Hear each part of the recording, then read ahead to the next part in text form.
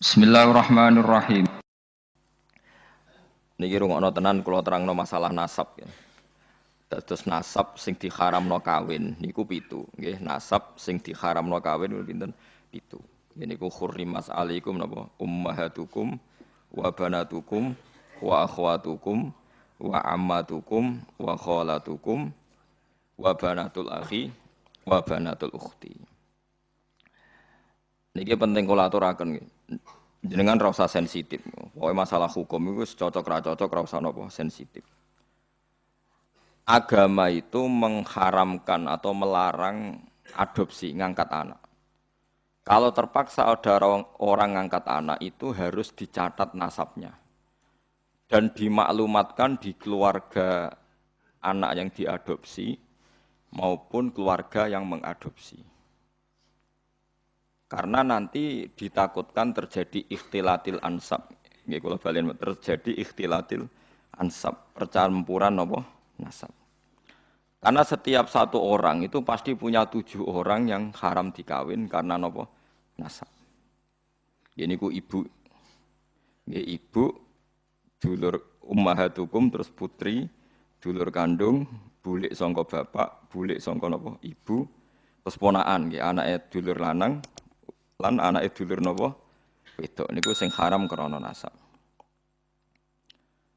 Sebab niku ikhtilat. Yen wae dirungokno. Riyen Rasulullah niku ndek anak angkat dene Zaid. Sampai wong darani Zaid bin Muhammad. Mboten Zaid bin Harisah tapi Zaid bin Muhammad. Terus ambek Allah piyambak dibatalno. Wong kudu nyebut Zaid bin Harisah. Dipaksa. Nggih, wong kudu nyebut Zaid bin Harisah. Ora oleh muni Zaid bin Muhammad. Sampai turun ayat lewat Allah langsung ud'uuhum li abaihim huwa aqsatu indallah. Wong kudu disebut nganggo jenenge bapake. Iku nak kepengin adil cara Allah. Mergo tiyang adopsi niku mesti nglahirno sombong. Kula pun bolak-balik wingi kula ngaji teng Bojonegoro teng Islamic Center nggih bilang. Adopsi itu melahirkan kesombongan. Lho nggih to nggih, misale anake Ruhin tak pek anak angkat aku. Kan keren ben Gus Bak dibanding ben Ruhin. Lama-lama anaknya itu kalau ditanya seneng, jenengan sinten, kula putrine Gus Bak. Kan enggak siap di bapak keriting, enggak jelas, misalnya ning dalan-dalan ya wis ngono kan. Itu satu, melahirkan kesombongan. Dua, terjadi ikhtilatil ansab. Misalnya anak Ruhin melok kula terus kuliah. Jebule pacaran mbek dulure dhewe. Terus engkok rabi entuk dulure dhewe, entuk ponakane dhewe. Itu bahaya sekali. Sangat-sangat bahaya.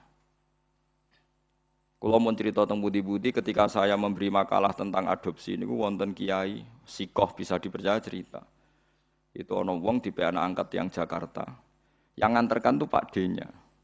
Suatu saat anak ini besar, kuliah, pacaran mbek adik kandungnya. Walhasil terus kawin di anak sitok. Pak D yang dulu nganter ke Jakarta ke yang adopsi itu nilai di Jakarta. Kok wagetnya bukan main, ternyata yang dirabi itu sama-sama ponakannya, gitu dulur nopo kan? Ini bahayanya ngangkat anak nopo angkat. Sehingga dibatalkan oleh Allah, orang harus mau menyebut bapaknya. Ud'uuhum li abaihim huwa aqsatu indallah. Tapi wong saiki saya enak dhewe.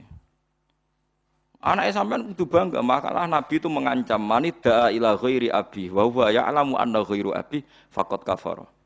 Wong sing ngaku ora bapake diaku bapake dianggap ngafiri atau ngingkari ajaran Kanjeng Nabi Muhammad sallallahu alaihi wasallam. Karena satu melahirkan kesombongan itu mesti. Karena mesti milih yang keren kan? Milih sing napa? Keren. Nomor dua terjadi campur aduk napa? Nasab. Mari kula suwun sing pun kadung anak istilah anak angkat itu istilah bahasa Indonesia. Tetap harus ditulis silsilah keluarganya, dia saudaranya berapa. Kalau anaknya itu tersinggung dianggap anak angkat, berarti cah sombong, sadok balik nang keluargane. Ape-ape ya ape. Orang mek anak angkat itu alasannya kan saake, kepengin nulung wong miskin. Kula balene, rata-rata niate kan kepengin nulung orang napa miskin. Nak cara kula, nak pancen niate gitu betul. Niki pendapat kula lho. Tapi maksud nyangkut pembatalan anak angkat itu jelas ada di Quran, di hadis. Alasan kedua ikhtilatul ansab ya ada di kitab. Tapi yang ketiga ini pendapat saya. Yang ketiga ini jelas. Saya ulama itu harus jelas. Yang tadi di Quran, di hadis itu dua alasan tadi di Quran, di hadis. Yang ketiga ini saya pribadi. Dan saya yakin saya benar. Kalau Anda tidak sependapat dengan saya berarti ora tau mikir. Ora kok sampean luwih napa? Bener. Misalnya aku anak angkat Ruhin. Sake roca kriting klunak-klunuk sampai anak angkat. Mesti jek cilik kene jek imut ora tuwa wanen ngene iki misale aja bayangno saiki Gus. An cilike kan lucu ya kriting lemu putih ngono kan sampai anak angkat. Ah itu kan misalnya Ruhin kan wis serai-rai kakean pola kan. Terus minta sepeda motor Tiger atau Nexon atau Ninja gitu. Kan berarti saya kalau nuruti anak angkat karena dia sudah kayak anak saya kan mungkin tak turuti. Tuku sepeda motor 30 juta. Dia umur 16 tahun tak tukokno sepeda motor karena dia kayak anak angkat 20 juta. 20 juta itu kalau saya niat baik, yang penting tak kekno wong fakir miskin atau tak kekno santri. Itu dapat berapa santri? 20 juta misalnya tak kekno wong soleh atau santri atau masyarakat. Kalau 20 orang saja dapat 1 jutaan anu maturune entek ngamek ndongakno kabeh. Kere 20 ndongakno kabeh. Tapi gara-gara mek anak angkat, uang 20 itu tersentral, terpokok ning satu orang. Yaiku ning Ruhin, iku wae dienggo sepeda motor sing ra jelas manfaatnya. Paham sing kula maksud? Hanya dari segi sosial kan menjadi manfaat ini terbatas kan? Nggih, betul. Nah aku ramai anak angkat Ruhin kebagian 1 juta, mungkin Mustafa kirim pisan kebagian 1 juta kan beberapa orang karena saya ada harus terfokus mikir cakriting paham nggih? Lho tenan paham tenan to. Lho kowe oleh menentang pendapat saya boleh, saya pastikan ini pendapat saya. Tapi kan iso globalnya paham to nggih? Artinya kalau orang engko Ruhin dewasa tak gekno omah, entek 100 juta. Alasannya sakit Ruhin anak melarat. Andai kan aku gak anak angkat mungkin 100 juta lebih ke orang banyak. Tapi tetap boleh loh anak angkat. Tapi cara kula nggih sekadar ya. Ya sayang, tetap kembalikan ke keluarganya, dibiayai saja. Itu dia mendapat kasih sayang keluarga, dia tidak sombong. Paham ya? Loh soal ingin spesial ya spesial saja misalnya sama rantai anak. Nah kecuali mungkin ada pengecualian darurat. Sampean nggak punya anak, ada ponaan atau keluarga, kamu angkat. Tapi nasabnya harus tetap ditulis. Saya ulang-ulang, nasabnya harus ditulis. Karena ciri utama manusia yang disebut Allah adalah faja'alahu nasabah. Jadi orang harus jelas nasabnya. Jadi alasan ketiga tadi kelihatan. Kalau anak angkat itu kan nanti semua aset itu kan terkonsentrasi. Itu mau. Biasanya wong lomo 20 juta dibagi wong akeh gara-gara di anak angkat satu mungkin hanya untuk beli apa? Sepeda motor. Sepeda motor, mulai cak keriting ngono wis mbok weling njuk sangu 1 juta. Entek sedino. Padahal mau tak kena fakir miskin 1 juta cukup saulan kan. Ya sehingga sampean ndak usah tersinggung. Kalau mau cerita hukum, sehingga sirinya kenapa Rasulullah itu orang paling dicintai Allah dan punya hiburan ngepek anak angkat yaitu Zaid bin Harisah itu dibatalkan oleh Allah sendiri, dibatalkan oleh Allah sendiri. Tapi jangan kira dibatalkannya itu dibatalkan total secara sosial boten, dibatalkan secara hukum nasab. Sehingga semua sahabat yang dulu manggil Zaid bin Muhammad dimarahi Allah, suruh manggil Zaid bin Harisah. Paham gitu, terus kula suwun sing wis kadung mek anak angkat ya ora usah dibatalno tapi nasabnya ditulis. Dan anak itu mulai kecil pun diberi pengertian kalau kamu anaknya ini, saudara kandungmu ini. Nah soal kowe kuwatir kok nang bocah tersinggung wong Jawa. Kamu harus lebih kuwatir ketimbang nanti nasabnya kacau balau kawin mbek dulure dhewe, kawin mbek ponakane. Senengane kok nggo alasan rasa Jawa. Ora tau mikir nasibe agama, dipikir nasibe rasane wong Jawa. Soalnya kaya aku mbek Mustafa tuwa jenggoten corong Jawa wajib dihormati, sesat tapi dihormati Mustafa.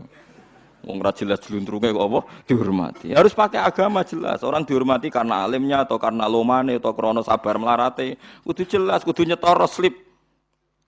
Paham nggih? Alasan dihormati. Gak apa-apa misalnya ke nulis, Gus saya fakir 10 tahun sabar. Jadi jenengan harus hormat saya. Kula hormat siap kula. Mergo jelas kesalehane. Dan saya siap sabar lagi sampai mati. Ya monggo nanti ditulis. Mlebu swarga syaratnya ngalim, kowe ngalim ya abot, sugih, wis kadung ora sugih. Paling mungkin ya melarat karena sudah kadung melarat. Itu syaratnya sabar. Sabar itu orang ngeluh. Orang ngeluh itu betah. Biasanya wong nak betah ambek Allah diterusno wis betah. Wong wis betah wae kan. Itu kan jadi repot. Jadi itu coba hitungnya. Alasan ketiga tadi bisa dihitung. Saya tuh punya pengalaman gitu. Saya punya saudara, punya keluarga, orang kaya, punya anak angkat. Itu ya kebaikannya ya terkonsentrasi, ya itu tadi. Tergerus hanya untuk 1-2 orang. Ya taruh saja tadi. Kalau orang punya uang 20 juta biasa diamalkan, mestinya bisa dikasihkan pondok atau fakir miskin bisa orang 20-30. Gara-gara anak angkat mungkin seleranya selera yang fuduli, yang enggak prinsip, yang sekunder. Misalnya untuk beli apa? Sepeda motor. Langgon anak yang bowling kok rugen anak angkate. Sepeda motor di aksesoris. Aksesoris sepeda motor larang pisan.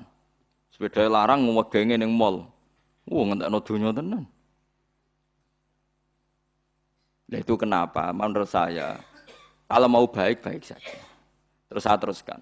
Tapi teori saya ini ya tidak selamanya benar karena itu tadi yang dibatalkan hanya nasabnya saja itu yang pasti benar.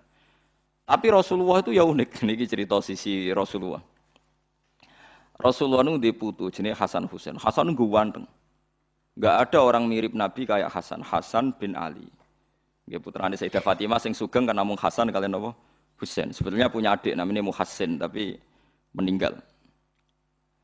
Hasan itu ganteng kan. Ganteng, putih, ganteng putune Kanjeng Nabi. Terus Usamah itu sampean Rabi Zaid iku rabi untuk Ummu Aiman. Nggih Zaid itu rabi untuk sinten Ummu Aiman. Pakai Usamah Zaid bin Harisa. Terus gak ada anak namanya Usamah.